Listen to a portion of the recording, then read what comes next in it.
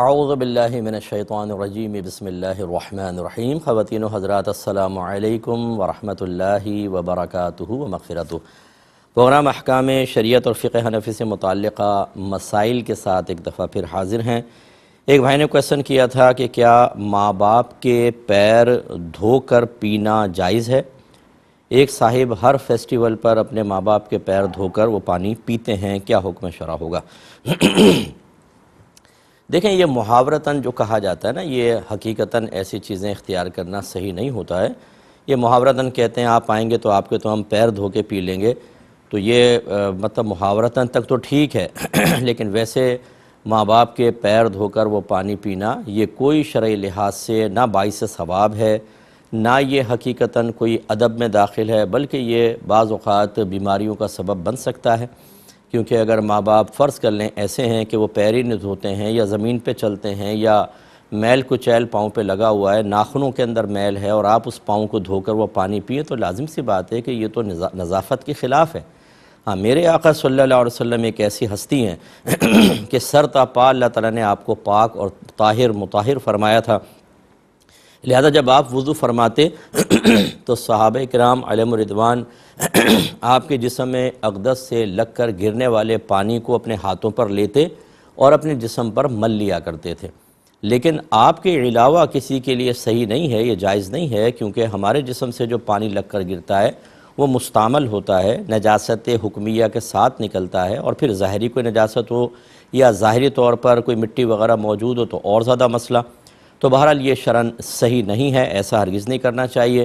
اور اگر ماں باپ کا ادب اور احترام ظاہر کرنا ہی ہو تو اس کے لیے پھر یہ طریقہ نہیں ہے، اس کا طریقہ یہ ہے کہ ماں باپ کی اطاعت کریں، فرما برداری کریں۔ اگر خدا نخواستہ ماں باپ کسی گناہ کے اندر مبتلا ہیں تو پوری جان لڑا دیں کہ ان کا ادب اور احترام بھی ملحوظ رہے اور وہ اس گناہ اور خطا سے رک بھی جائیں۔ یہ ایک نبی کریم نے فرمایا کہ مظلوم کی مدد کرو اور ظالم کی مدد بھی کرو۔ تو صحابہ نے پوچھا رسول اللہ ظالم کی مدد کیسے کریں؟ مظلوم کی مدد تو سمجھ میں آتی ہے۔ فرمایا اس کا ہاتھ روک کر، یعنی اسے گناہ سے روک کر اس کی مدد کرو۔ اسی طریقے سے اپنے ماں باپ کے لیے ثواب جاریہ کریں، ایصال ثواب کریں، اگر وہ فوت ہو جائیں تو ان کے لیے دعائے بخشش و مغفرت کریں۔ یہ ہیں ادب اور احترام کے طریقے۔ اس قسم کی چیزوں سے ایک تو شرعاً آپ کو بتایا کہ اس کی کوئی شرعی حیثیت نہیں ہے اور صحت اور طب کے لحاظ سے نقصان دہ بھی ہے، اور دوسری بات یہ کہ اس قسم کے حضرات جو ہیں وہ اداکاری اور ریاکاری سے بچ جائیں بہت مشکل ہے۔ وہ کبھی چھپ کر ایسا نہیں کریں گے، سب پہ ظاہر کریں گے تاکہ لوگ کہیں بھی بڑا سعادت مند بچہ ہے، ماں باپ کے پیر دھو کے پیتا ہے، تو اخلاص اور وہ تو خیر بالکل ہی نہیں رہے گا۔ تو خلاصہ کلام یہ ہے کہ اس طرح کی روایات نہ ڈالی جائیں، آپ ویسے ادب احترام کریں، اس میں کوئی حرج نہیں ہے۔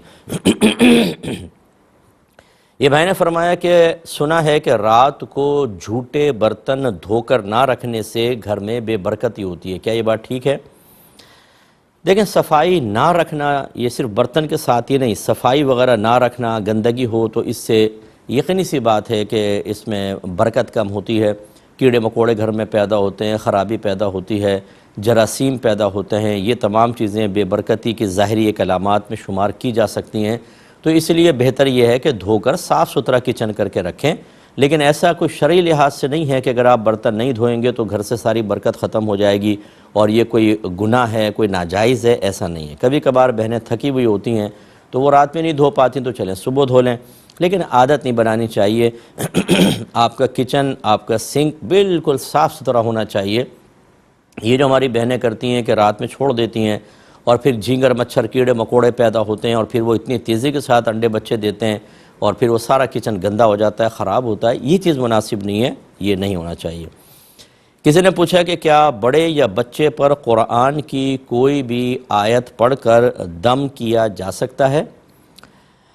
جی بالکل کیا جا سکتا ہے۔ اس میں تھوڑی سی تفصیل ہے کہ ایک تو یہ کہ حدیث میں کوئی چیز آ گئی کہ نبی کریم صلی اللہ علیہ وسلم نے یا صحابہ کرام نے کوئی مخصوص آیت، کوئی یہ مخصوص صورت پڑھ کر دم کی اور اس سے شفا حاصل ہوئی، تو یہ تو پھر حدیث سے اس کا ثبوت ہے، اس میں آپ بالکل کامل یقین کے ساتھ کر سکتے ہیں کہ یہ چونکہ حدیث سے ثابت ہے تو اس میں ضرور ایسا برکت ہوگی۔ جیسے الحم شریف کے بارے میں ہے کہ ایک صحابی نے ایک کافر کے اوپر الحم شریف پڑھ کر دم کی، جس کو بچھو نے کاٹا تھا تو اس کا زہر زائل ہو گیا، اسی طرح نبی کریم صلی اللہ علیہ وسلم نے اس کو سورۃ الشفا قرار دیا تو یہ ایسا ہے، اور کئی اور صورتیں ہوتی ہیں، آیات وغیرہ وہ آپ پڑھ سکتے ہیں۔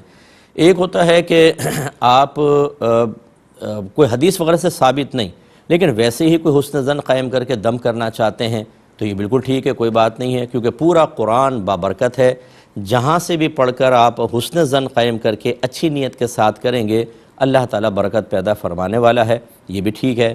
پھر ایک تیسری چیز ہے کہ منقول نہیں ہے، ہم دم کر رہے ہیں لیکن اس کے فائدے اپنے پاس سے بیان کر دیں، یہ دم کر دو تو کرونا بھاگ جائے گا، یہ دم کر دو تو چکن گونیا ختم ہو جائے گا، یہ دم کر دو تو فلاں ہو جائے گا۔ اچھا کہاں سے ثابت ہے؟ ثابت تو نہیں ہے۔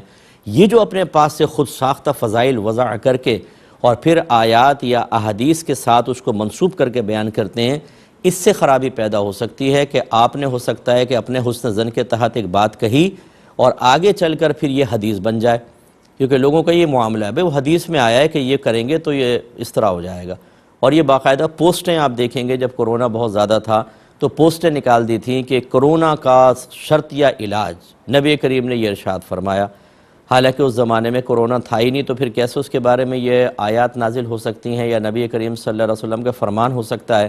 تو پھر یہ خرابی ہو سکتی ہے، تو اپنے پاس سے فضائل نہ بنائیں، ویسے آپ قرآن پاک جہاں سے بھی پڑھ کر دم کریں گے انشاءاللہ اللہ تعالیٰ اس میں برکت عطا فرمائے گا۔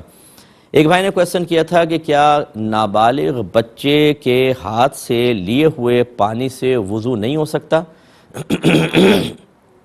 دیکھیں دو چیزیں ہوتی ہیں سوری، ایک تو یہ ہے کہ آپ کا پانی ہے اور نابالغ بچہ آپ کو لا کر دے دیتا ہے کہ جی آپ وضو وغیرہ کر لیں، اس میں تو کوئی مسئلہ نہیں ہے، تو آپ کا پانی ہے، اس میں کوئی پرابلم نہیں ہے۔ جیسے حضرت ابن عباس رضی اللہ تعالی عنہ نے حالت صغر میں ہی نبی کریم صلی اللہ علیہ وسلم کو وضو کا پانی دیا، تو یہ حسن ظن یہی ہے کہ وہ سرکار کا پانی تھا، وہ لا کر دے دیا۔ اور دوسری صورت یہ ہوتی ہے کہ آپ کا پانی نہیں ہے بلکہ نابالغ نے کسی ایسی جگہ سے پانی بھرا کہ جہاں سے جو بھی پانی بھر لے اس کا مالک ہو جاتا ہے، جیسے سبیلیں وغیرہ ہوتی ہیں یا کوئی نہر وغیرہ ہوتی ہے گاؤں کے اندر، جو بھر لے پانی وہ اسی کا ہو جاتا ہے۔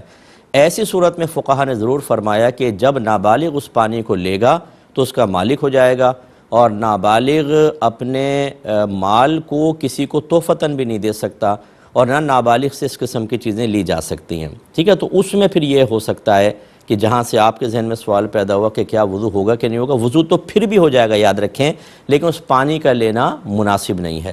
لیکن ہم اسی پر فتویٰ دیتے ہیں کہ آج کل کے عرف کے لحاظ سے اساتذہ ہوتے ہیں، ٹیچرز ہوتے ہیں، جیسے مدرسے کے اندر کوئی مطلب مٹکا وغیرہ رکھا ہوا ہے یا کوئی فریج وغیرہ رکھا ہوا ہے یا ڈسپینسر ہوتے ہیں، بچوں سے کہتے ہیں بیٹا پانی پلانا، جا کے بچہ جیسے ڈسپینسر سے پانی لے گا وہ اس کا مالک ہو جائے گا، لیکن وہ لا کے استاد کو دیتا ہے، استاد پی رہا ہوتا ہے، ہمارا یہ عرف جاری ہے۔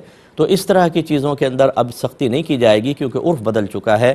اگر نابالغ فرض کر لیں کہ کنویں باہر رفع عامہ کے لیے اور استاد کہتا ہے بیٹا وہاں سے پانی لانا، میں نے وضو کرنا ہے، اور بچے اس پانی کو نکالتے ہیں تو لازم بات ہے وہ بچے مالک ہوں گے، لیکن چونکہ ہمارے عرف جاری ہے اس لیے استاد کا منگانا شرعاً صحیح ہے، اور اس سے وضو تو میں نے پہلے ہی کہا کہ اگر شرعاً منع بھی ہوتا پھر بھی وضو پہ تو کوئی فرق نہ پڑتا، وضو ہو جاتا ہے، کیونکہ وضو کے لیے جب آپ نے پانی استعمال کیا تو پانی اعضائے وضو کو دھو دے تو بس وضو ہو گیا، حتیٰ کہ معذاللہ ثم معذاللہ اگر کوئی پانی چوری کر کے وضو کرے گا نا، وضو پھر بھی ہو جائے گا، لیکن پانی چوری کرنا پھر اس پانی کو استعمال کرنا یہ شرعاً ضرور گناہ کا کام ہوگا، لیکن وضو پر اس سے کوئی فرق نہیں پڑے گا۔ تو امید ہے کہ آپ بات سمجھے ہوں گے۔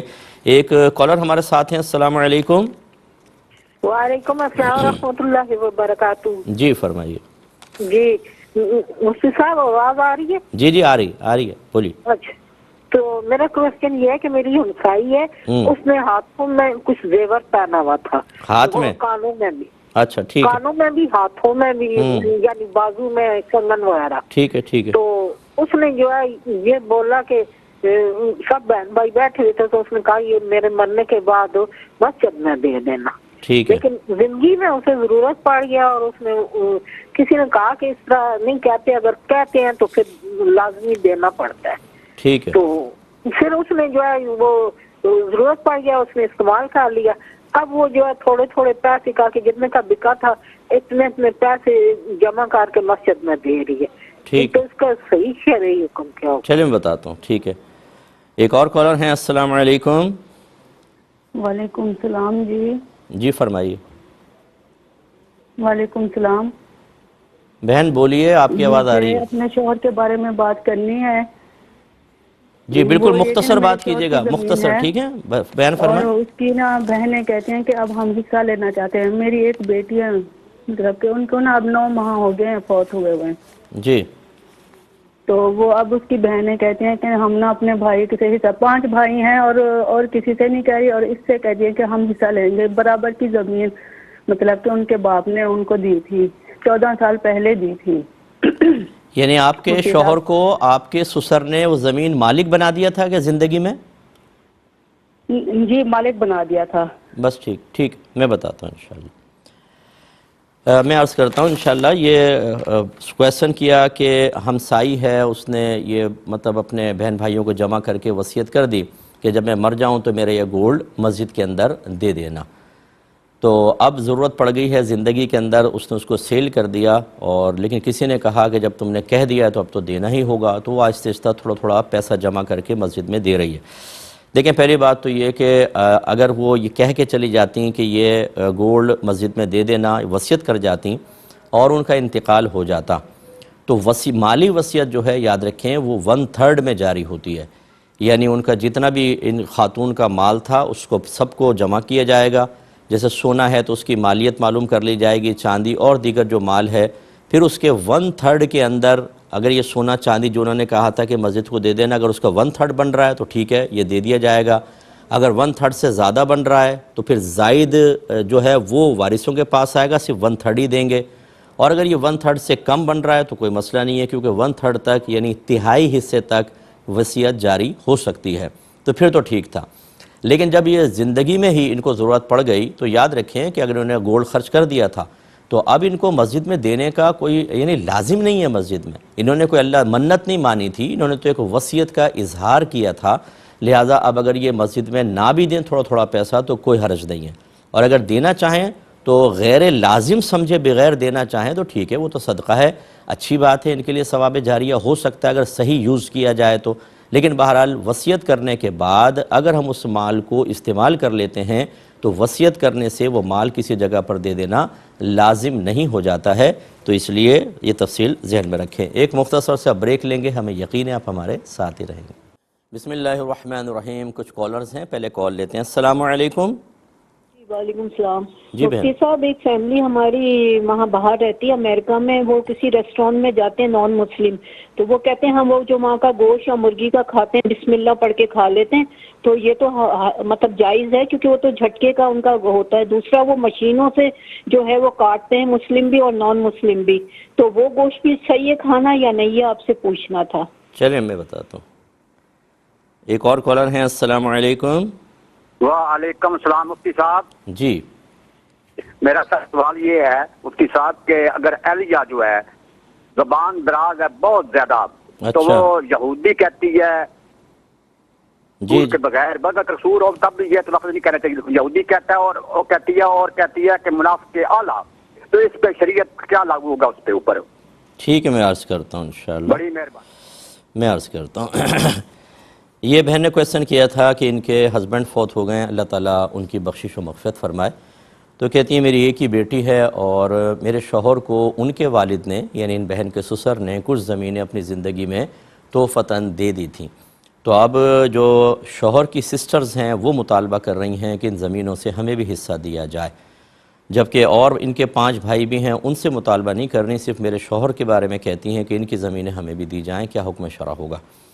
دیکھیں اگر واقعی معاملہ ایسا ہے کہ آپ کے سسر نے اپنی زندگی میں وہ زمینیں آپ کے شوہر کے نام کر دی تھیں یعنی تحفتاً دے دی تھیں اور مکمل تصرف کا اختیار بھی دے دیا تھا کہ آپ کے شوہر چاہیں تو ان کو بیچیں، کسی کو تحفے میں دیں، انہیں ٹھیکے کے اوپر دیں، اس طرح کا اگر کلی اختیار دے دیا تھا تو وہ زمینیں آپ کے سسر کی ملکیت سے نکل کر آپ کے ہسبینڈ کی ملکیت میں داخل ہو گئیں. اور جب ایسا ہو گیا تو آپ کے سسر کا وہ مال وراثت رہا نہیں.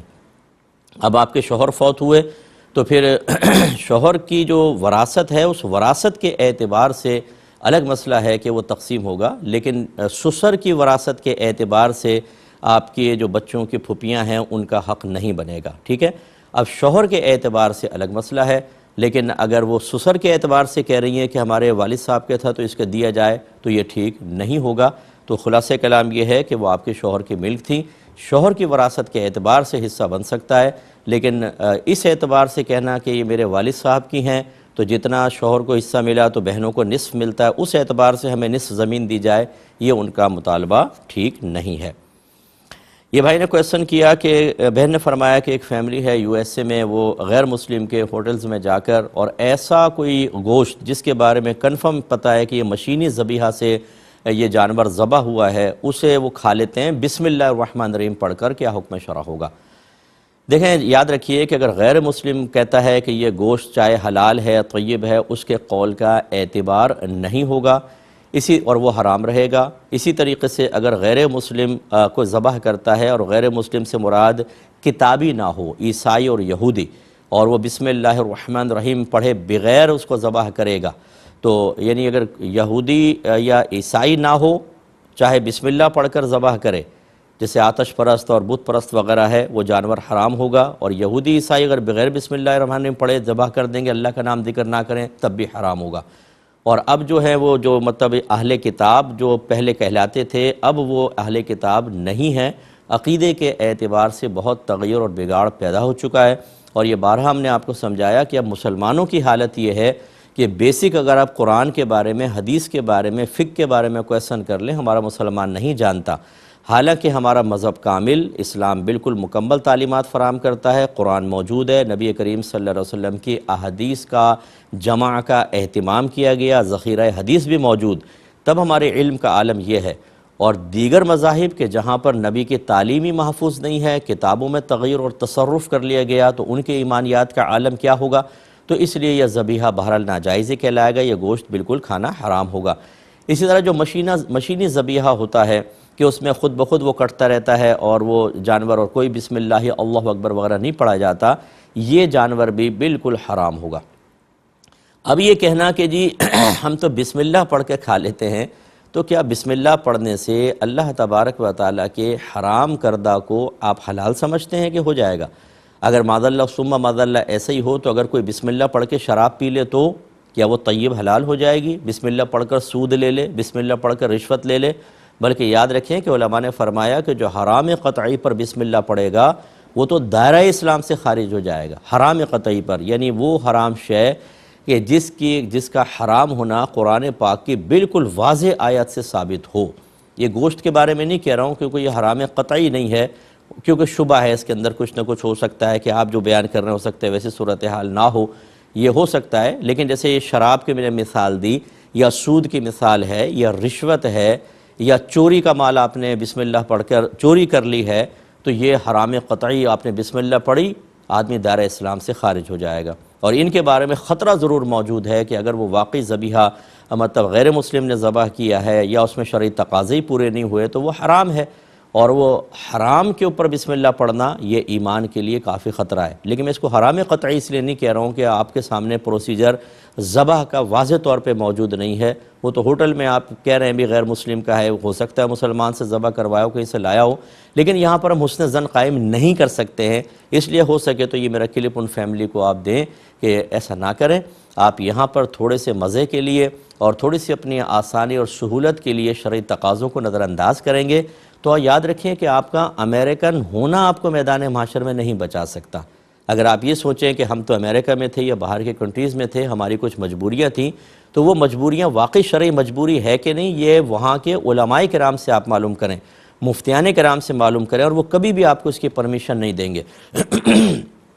اگر ہر عام آدمی بھی اپنی مجبوریوں کو از خود اپنے ذہن سے شرعی مجبوری سمجھ کر اور شرعی رعایتیں حاصل کرنا شروع کر دے تو یاد رکھیں پھر تو ہر چیز حرام حلال ہو جائے گی، کیونکہ چور بھی اپنی کوئی شرعی مجبوری بیان کر رہا ہوتا ہے، کہتا ہے میں اپنے بچوں کو کہاں سے کھلاؤں، جاب نہیں مل رہی تو اس لیے میں چوری کر رہا ہوں، میں ڈاکہ مان رہا ہوں، میں موبائل چھین رہا ہوں، تو کیا ہم اس کا یہ عذر قبول کر لیں گے؟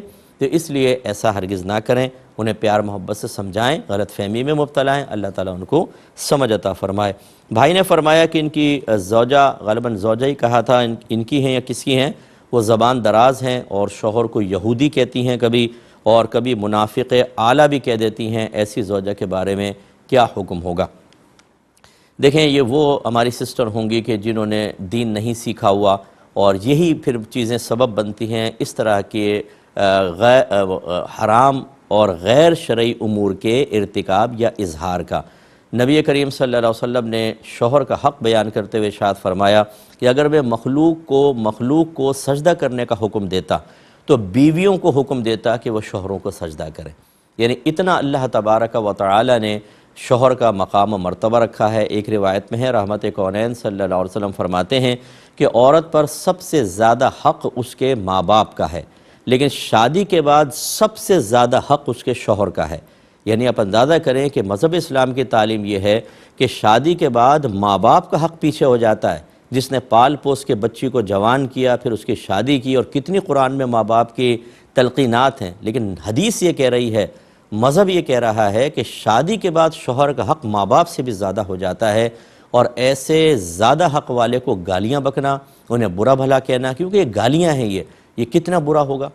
رحمت کونین صلی اللہ علیہ وسلم نے یہ بخاری کی روایت، ایک دفعہ عورتیں تشریف فرما تھیں، عورتوں کا گروہ تھا، سرکار نے فرمایا عورتوں تم کثرت سے صدقہ کیا کرو کیونکہ میں نے تم میں سے اکثر کو جہنم میں دیکھا ہے۔ تو پوچھا گیا کہ یا رسول اللہ صلی اللہ علیہ وسلم کس سبب سے؟ آپ نے ارشاد فرمایا کہ ناشکری اور احسان فراموشی کی وجہ سے۔ پھر پوچھا گیا کہ کیا اللہ تعالیٰ کی ناشکری، اللہ تعالیٰ کی احسان فراموشی؟ فرمایا نہیں، شوہر کی ناشکری، شوہر کی احسان فراموشی۔ اور پھر سرکار صلی اللہ علیہ وسلم نے فرمایا کہ بعض اوقات ایک شوہر اپنی بیوی کے ساتھ ایک عرصہ دراز تک اچھا سلوک کرتا رہتا ہے، لیکن پھر وہ اس سے کوئی ناگوار چیز دیکھتی ہے تو کہتی ہے کہ ما رأیت منک خیرا قط، کہ میں نے تجھ سے کبھی کوئی بھلائی نہیں دیکھی۔ یعنی شوہر کے احسانات کو فوراً فراموش کر کے اس طرح کا جملہ کہنا، اس میں کوئی گالی تو نہیں تھی، اس طرح کے الفاظ تو نہیں ہیں، لیکن شوہر کے احسانات کو فراموش کر دینا ہی اتنا سنگین جرم ہے شریعت کی نگاہوں میں کہ سرکار نے فرمایا اکثر عورتیں اس احسان فراموشی اور ناشکری کی وجہ سے جہنم میں جائیں گی۔ تو ایسی بہنوں کو ذرا اللہ سے ڈرنا چاہیے اور ایسا ہرگز نہ کریں۔ تو بہرحال یہ حرام اور گناہ کبیرہ ہے، اس میں کوئی شبہ نہیں ہو سکتا۔ اب یہاں دو باتیں میں ضرور عرض کروں گا۔ پہلی بات یہ کہ زوجہ اس زبان درازی پر کیوں مائل ہوئی ہے۔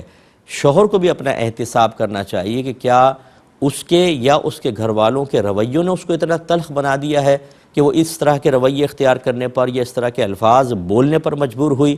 اگرچہ میں پھر بھی جسٹیفائی نہیں کر رہا ہوں کہ اس کے لیے اس قسم کے حالات میں کہنا جائز ہے، اس کو شریعت کی پابندی کرنی ہوگی، لیکن بہرحال اسباب بھی دیکھنے چاہیے۔ بعض اوقات شوہر زیادتی کر رہا ہوتا ہے، اس کے گھر والے غیر منصفانہ سلوک کر رہے ہوتے ہیں اور پھر وہ ہائے پرو کے ایسا کرتی ہیں، تو پھر ان کو بھی اپنی اصلاح کرنے کی ضرورت ہے۔ اور دوسرا پوائنٹ یہ ہے کہ یہ بچی ایسی کیوں ہے۔ معذرت کے ساتھ بہت سے لوگ سن رہے ہیں تو ناراض بھی ہوں گے، بہت سی مائیں ناراض ہو جائیں گی کہ بہت سی مائیں اپنی بچیوں کی تربیت نہیں کرتی ہیں، وہ خود اپنے شوہروں کے ساتھ سینے پر چڑھ کے گفتگو کر رہی ہوتی ہیں، گالیاں بک رہی ہوتی ہیں، انہیں برا بھلا کہہ رہی ہوتی ہیں۔ جب شوہر گھر سے باہر چلا جاتا ہے تو بچوں کے سامنے اس کی برائی کر رہی ہوتی ہیں کہ میری تو زندگی تباہ ہو گئی، میرے ماں باپ نے اس کمبخت کے ساتھ میری شادی کر دی ہے، اللہ اس کی ٹانگیں ٹوٹ جائیں، اس نے یہ کیا، اس نے وہ کیا۔ اور پھر شوہر سے بدتمیزیاں، اس کے سامنے زبان چلانا اور دیگر چیزیں بچیاں وہ سیکھ رہی ہوتی ہیں۔ پھر وہ اپنے گھر میں جاتی ہیں اور اسی طرح کرتی ہیں، نہ بچیوں کو شوہر کے حق اور نہ اس کے احترام کے بارے میں بتایا، بلکہ خود پریکٹیکل کر کے بچیوں کو شوہر کے خلاف دلیر کر کے گھر سے نکالا۔ اب آ کر بچی اگر ایسا کر رہی ہے تو اس میں ماں باپ کی تربیت کا بھی شدید، یعنی عدم تربیت کا شدید دخل ہے، تو ایسے ماں باپ بھی انتہائی قابل گرفت ہوں گے اور ان کی آخرت میں شدید گرفت ہوگی۔ ہاں اگر ماں باپ نے ادب سکھایا، احترام سکھایا، دینی تعلیم بھی سکھائی، بچی نے تربیت قبول نہ کی اور اس قسم کا رویہ اختیار کیا تو انشاءاللہ ماں باپ بری الذمہ ہیں۔ یہ میں ان ماں باپ کی خصوصاً ماؤں کے بارے میں گزارش کر رہا ہوں جو اپنی بچیوں کو خود یہ سب چیزیں سکھا رہی ہوتی ہیں، جھوٹ یہ سکھاتی ہیں، ان کے سامنے غیبت چغلیاں کر کے انہیں اس پر اور دلیر کر رہی ہوتی ہیں، پھر اپنے شوہر سے بدتمیزی کرتی ہیں، اپنی ساس کے ساتھ یا نندوں کے ساتھ بعض اوقات نامناسب رویہ اختیار کرتی ہیں جو بچیاں دیکھ رہی ہوتی ہیں، ان کی آبزرویشن یہی ہوتی ہے کہ پھر اس طرح کے معاملات میں ایسا کرنا ہے۔ اور ایک بڑی کسر جو ہے وہ ہمارے یہ جو مطلب ڈرامے وغیرہ لوگ دیکھتے ہیں ان میں بعض اوقات ایسے کردار دکھائے جاتے ہیں جس سے بچیاں سیکھ رہی ہوتی ہیں، لیکن ماں باپ ان کو روکتے نہیں ہیں، اگر وہ دیکھ بھی رہی ہیں تو ان کی اصلاح نہیں کرتے کہ یہ غلط چیز ہے، اس کو تم نے اختیار نہیں کرنا ہے، وہ سب تو پھر یہ اس طرح کے نتائج نکلتے ہیں۔ بہرحال جس کا قصور ہے وہ اپنے قصور کو سمجھے، جس کی تربیت کی کمی ہے وہ اپنے قصور کو سمجھ کر اس کا تدارک کرنے کی کوشش کرے۔ اور میری ایسی جو بہنیں، جرأت مند بہنیں جو اپنے شوہر کو کچھ نہیں سمجھتی، کہتی ہیں میں بالکل پرواہ نہیں کرتی ہوں، میری بہنوں آپ کو پرواہ کرنی ہوگی۔ آپ ہمیں بھی اگر برا بھلا کہنا چاہیں تو آپ کی مرضی ہے، آپ کہہ سکتی ہیں، لیکن اس سے نفع آپ کو کچھ بھی نہیں ہوگا، بلکہ آپ کے نام اعمال میں اور گناہ لکھا جائے گا۔ تھوڑا سا سنجیدگی کے ساتھ اپنے رویے پہ غور کریں۔ حضرت اسرائیل علیہ السلام عنقریب آپ کی روح قبض کرنے کے لیے آنے والے ہیں۔ مرنے کے بعد آپ کو پتہ چلے گا کہ آپ نے کس قدر سنگین غلطی کی تھی، اور جب کسی نے ہمدردی کے ساتھ آپ کو نصیحت کرنے کی کوشش کی تھی تو اس نصیحت کو ٹھکرا کر آپ نے اپنا کتنا بڑا نقصان کیا، اور اپنی بچیوں کی غلط تربیت کر کے آپ نے کتنا بڑا اپنے لیے گناہ جاریہ کیا، اور اپنی بچیوں کے گھروں کی تباہی اور بربادی کا آپ نے سامان کیا۔ ان سب کا وبال اللہ نہ کرے پھر آپ کو میدان محشر میں یا قبر میں دیکھنا پڑ سکتا ہے۔ اس لیے برا نہ مانیں، اپنا احتساب کریں، شوہر بھی کرے، بیوی بھی کرے، شوہر کے گھر والے بھی کریں، اور اپنی اصلاح کر کے اپنے آپ کو اچھا بنائیں۔ ایک مختصر سا بریک لیں گے، ہمیں یقین ہے آپ ہمارے ساتھ ہوں گے۔ بسم اللہ الرحمن الرحیم۔ ایک بھائی نے کویسچن کیا تھا کہ ہمارے پڑوس میں ایک صاحب رہتے ہیں جن کا بیٹا 12 سال کا ہے اور بیٹی 9 سال کی ہے۔ وہ صاحب ان بچوں کی پیشانی پر، ناک پر اور لپس کے اوپر پیار کرتے ہیں، کیا ان کا ایسا کرنا شرعاً جائز ہے کہ ناجائز؟ دیکھیں، لپس اور پیار کرنا تو چاہے بیٹا ہو وہ بھی شرعاً صحیح نہیں ہے، یہ معیوب ہے، اچھا نہیں ہے۔ بیٹے کے چہرے پہ پیار کر سکتا ہے باپ، اگر ابھی 12 سال کا ہے، چھوٹا ہی لگتا ہے بچہ، سر پہ بھی پیار کر سکتے ہیں۔ اور لیکن جو بیٹی کا معاملہ ہے یہ بہت ہی سینسٹیو معاملہ ہے۔ بچی کے لپس پہ اگر وہ پیار کریں گے، کیونکہ 9 سال کی بچی کے بالغہ ہونے کے امکانات ہیں، اور اگر بالغہ نہ بھی ہو تو یہ مشتہات کہلاتی ہیں۔ ایسی بچی کے جس کو دیکھ کر کسی کے دل میں برا خیال آ سکتا ہے، یعنی اس کے قریب ہونے کا خیال آ سکتا ہے، تو اس بچی کو مشتہات کہا جاتا ہے۔ اور ایسی بچی کے اگر لپس کے اوپر باپ بھی پیار کرے گا تو حرمت مصاہرت کے امکانات ہیں، یعنی بیوی ہمیشہ کے لیے حرام ہو سکتی ہے۔ میں بہت ہی محتاط الفاظ میں یہ باتیں ذکر کر رہا ہوں، لیکن یاد رکھیں کہ یہ حرمت مصاہرت کا مسئلہ ہوتا ہے۔ حرمت کا معنی حرام ہونا، مصاہرت کا مطلب سسرالی رشتے، یعنی سسرالی رشتوں کی وجہ سے بعض اوقات حرمت پیدا ہوتی ہے، وہ اس قسم کے امور میں پیدا ہو سکتی ہے۔ سسرالی رشتوں کی حرمت کا مطلب کیا ہے؟ جیسے دیکھیں، آپ شادی کرتے ہیں تو بیوی کی جو والدہ ہیں، ساس، وہ ہمیشہ کے لیے اس لڑکے کے اوپر حرام ہو جائے گی۔ پہلے تو نہیں تھی نا، اگر وہ شادی کرنا چاہتا ساس سے کر لیتا، یعنی عورت سے کر لیتا، لیکن جب بیٹی سے شادی ہوئی تو یہ رشتہ اس کے اوپر ہمیشہ کے لیے حرام ہو گیا۔ تو اسی طرح بہو کے اوپر سسر ہمیشہ کے لیے حرام ہو جاتا ہے۔ اگر بیٹا مر بھی جائے تو سسر اس بہو سے نکاح نہیں کر سکتا، یہ حرمت ابدیہ ہے۔ تو یہ کس وجہ سے رشتے پیدا ہوئے؟ حرمت کے رشتے، سسرالی رشتے قائم ہونے کی وجہ سے۔ تو یہ یاد رکھیں کہ اسی طریقے سے یہ حرمت مصاہرت کا مسئلہ ہو سکتا ہے کہ اگر والد اپنی بیٹی کو شہوت کے ساتھ چھو دیتا ہے، اور بعض اوقات ایسے امر ہوتے ہیں کہ وہ لاکھ قسمیں کھائے کہ میرے دل میں کوئی برا خیال نہیں تھا، لیکن اس میں اس کا قول قبول نہیں کیا جائے گا۔ لپس کا مسئلہ بھی فقہا نے یہی لکھا ہے، تو اس لیے بہت ہی خطرے کی صورتحال ہے، ان صاحب کو سختی کے ساتھ منع کیا جائے۔ اور میری ریکویسٹ ہے آپ سے، جنہوں نے کویسچن بھیجا تھا، یہ پڑوسی ملک کا کویسچن تھا، ابھی میں آپ کو عرض کر دوں کہ ان صاحب کو یہ مسئلہ بتا کے انہیں کہیں کہ اپنے قریبی کسی بھی دارالعلوم میں جا کر فوراً اس کے اوپر ایک فتویٰ لے لیں، ورنہ ہو سکتا ہے کہ آپ کی آخرت کی بربادی کا سامان ہو جائے۔ ایک بچے نے پوچھا ہے کہ یہ لیو ان ریلیشن شپ کیا یہ مذہب اسلام میں جائز ہے یا نہیں ہے؟ دیکھیں، اس کا بیسک کانسیپٹ کیا ہوتا ہے کہ ایک کپل، کوئی لڑکا یا لڑکی جن میں لیگلی میرڈ نہ ہوں، وہ لیگلی یعنی شادی نہ ہوئی ہو، وہ صرف اپنے پیار محبت کی وجہ سے ایک ساتھ رہائش اختیار کر لیں، اس کو کہتے ہیں لیو ان ریلیشن شپ۔ اور اس کے بارے میں جب آپ پوچھ لیں کہ جائز ہے کہ نہیں، تو لازم سے بات ہے کہ جو مذہب اسلام ایک مرد مومن کو بھی کہے کہ عورت نظر آئے تو اپنی نگاہوں کو جھکا لو، اس کے جسم پر، اس کے چہرے پہ نگاہ نہ ڈالو، وہ کہاں اس کی اجازت دے سکتا ہے کہ ایک جوان لڑکی کے ساتھ، ایک اجنبی لڑکے کے ساتھ لڑکی اور لڑکی کے ساتھ لڑکا ایک جگہ رہائش اختیار کر لے؟ ان کا ساتھ رہنا یہ گناہ، ان کا دیگر کسی بھی قسم کا ریلیشن قائم کرنا یہ حرام، اور اگر خدا نخواستہ زنا کر لیتے ہیں، انہیں جسمانی تعلق قائم کرتے ہیں تو زنا خالص ہے۔ تو مذہب اسلام میں اس کی کوئی گنجائش نہیں ہے۔ اب آہستہ آہستہ یہ چیزیں ہمارے معاشرے میں سرایت کرتی چلی جا رہی ہیں، اور ہم جیسے لوگ جو دین کا کام کر رہے ہیں اور کچھ نون پرسن میں ہمارا بھی کہیں فہرست کے آخر میں شمار ہو جاتا ہے پرسنز کے اندر، تو پھر لوگ اپنے مسائل ہمیں ذکر کرتے ہیں. اتنا خطرناک مسئلہ چل رہا ہے جس کی کوئی انتہا نہیں. اس لیے میں ماں باپ سے اکثر گزارش کرتا ہوں کہ دنیاوی تعلیم کو ہمارا مذہب بنا نہیں کرتا ہے. آپ دنیا سے نفع حاصل کریں، ہمارا مذہب آپ کو منع نہیں کرے گا، لیکن مذہب آپ کو یہ تعلیم ضرور دے گا کہ ہر چیز کے بارے میں ایک شرعی لمٹ آپ ضرور معلوم کر لیں کہ اگر اس لمٹ کو آپ کراس کریں گے تو آپ گناہ گار ہوں گے. اپنے بچوں کو یہ سمجھانا، اتنا مذہب سکھانا بہت ضروری ہے کہ بچے جو جدید چیزیں ان سے استفادہ کرنا چاہتے ہیں یا کوئی مطلب آپ کے ماحول میں کوئی چیز رائج ہو چکی ہے لیکن مذہب اس سے منع کرتا ہے، بچوں کو اس کا شعور حاصل ہونا چاہیے. جب ہم اپنے ماں باپ اپنے بچوں کو بیسکس بھی نہیں سکھاتے یا بیسکس کو ہم نے یہ سمجھا کہ ناظرہ پڑھا دو، حفظ کروا دو، ایمان مفصل، ایمان مجمل، 6 کلمے یاد کرا دو، سنت کے مطابق نبی کریم کی دعائیں یاد کرا دو، نماز پوری کروا دو، دین مکمل ہو گیا. یہ دین مکمل نہیں ہوا. یہ تو دین کا ایک دال کا ایک نقطہ بھی پورا نہیں ہوا ہے.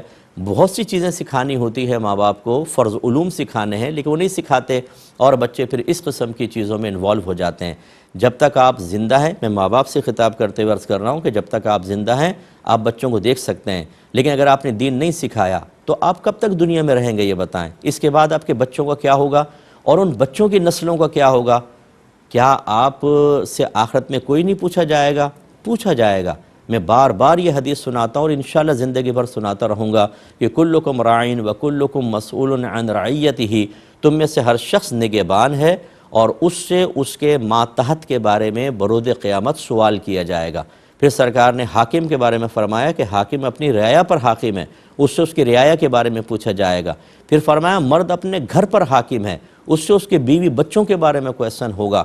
عورت اپنے گھر پر حاکم ہے، اس سے اس کے شوہر کے گھر اور بچوں کے بارے میں کویسچن ہوگا. حتیٰ کہ فرمایا کہ نوکر بھی اپنے گھر پر نگہبان ہے اپنے آقا کے گھر پر، اس سے اس کے گھر کے بارے میں کویسچن ہوگا.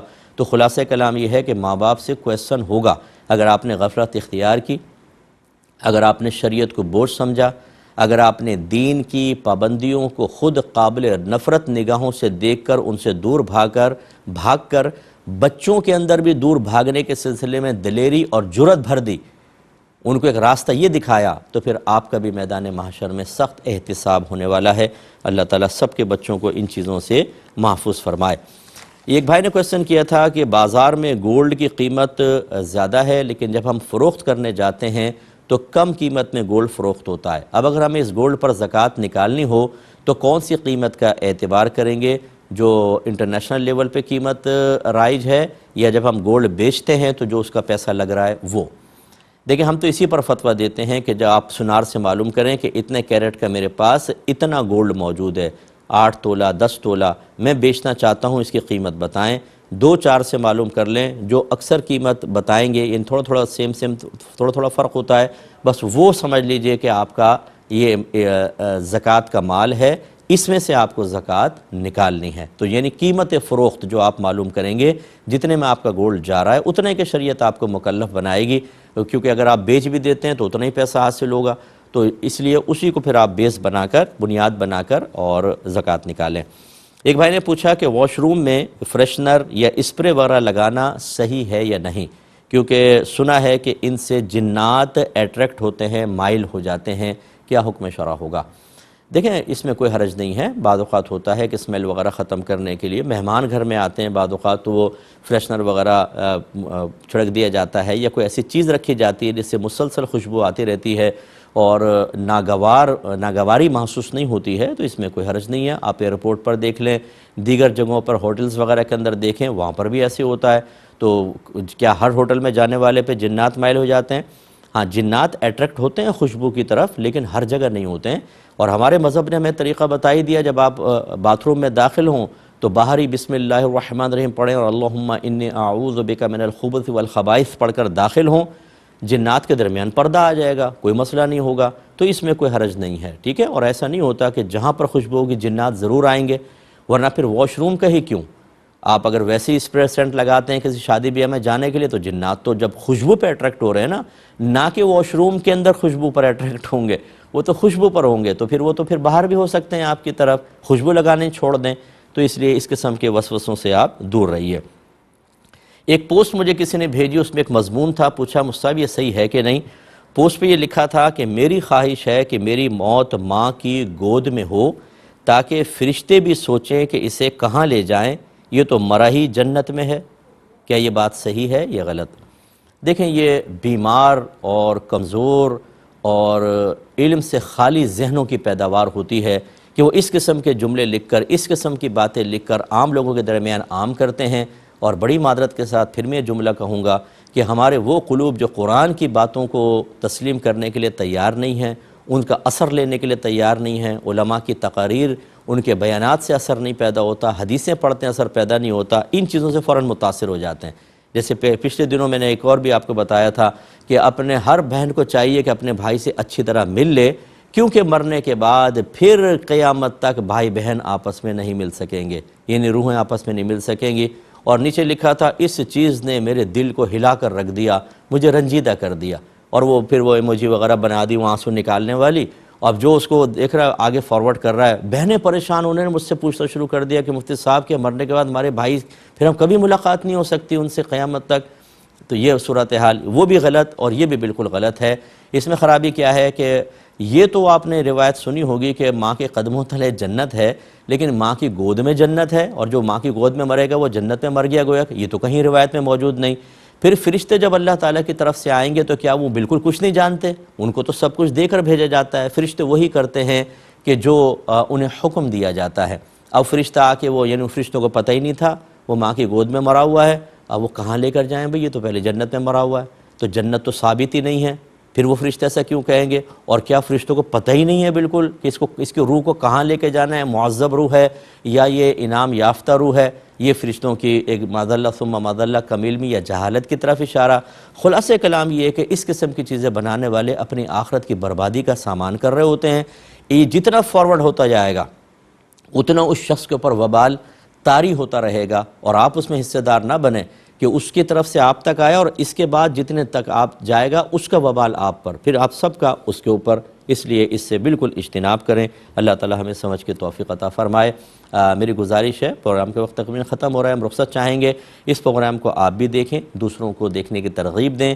یہ یوٹیوب پہ پروگرام ڈل جاتا ہے، دوسروں کو کہیں کہ وہ بھی دیکھیں، ایک آدمی بھی مسئلے سیکھ لے گا یا کوئی نصیحت حاصل کر لے گا تو آپ کے لیے ثواب جاریہ ہو سکتا ہے۔ اللہ تعالی ہمیں عمل کی توفیق عطا فرمائے، آمین۔ وآخر دعوانا ان الحمدللہ رب العالمین۔